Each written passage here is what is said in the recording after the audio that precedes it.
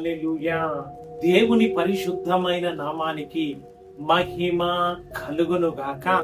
ఈ రోజున దేవుడు మనల్ని ప్రేమించి మనకు అనుగ్రహిస్తున్న రక్షణ వాక్యము అపోస్తుల కార్యాలు 3వ అధ్యాయము 20వ వాక్యము.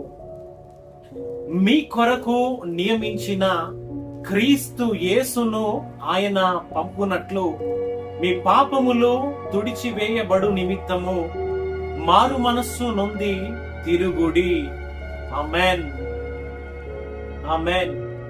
సర్వాధికారియు అనంత జ్ఞాని అయిన దేవుడు నిత్య జీవము పరలోక రాజ్యమును గూర్చిన సంగతులను మనకు తెలియజేస్తూ ఉన్నాడు.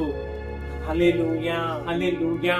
మీ కొరకు నియమించబడిన క్రీస్తు యేసును, ఇక్కడ దేవాది దేవుడు మన ప్రభు అయిన యేసు క్రీస్తు నిమిత్తము మాట్లాడుతూ ఈ యొక్క సర్వ మానవాళి పాపముల నిమిత్తము పరిహరించడానికి వధించబడిన గొర్రె పిల్లగా ప్రభు అయిన యేసు వారు నియమించబడి ఈ లోకమునకు పంపబడి ప్రాణాన్ని ధారపోసి నిత్య జీవమును నిత్య రక్షణను ఏర్పరచి ఉన్నాడు అని ఆత్మ స్వరూపి అయిన దేవునిగా మనందరితో మాట్లాడుతూ ఉన్నాడు.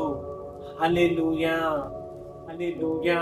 ఈ రోజున ఈ యొక్క సత్యమును, దేవాది దేవుని సత్య సువార్తను వింటున్న నీవు నీ కొరకు నియమించబడి కలువరి సిలువలో తన ప్రాణాన్ని ధారపోసి ప్రతి పాపమును తుడిచివేసిన ప్రభు అయిన యేసుని నీవు విశ్వసించి నిత్య నరకాగ్నిలో నుంచి నిత్య జీవము లోనికి నీవు నడిపించబడుదువుగాక.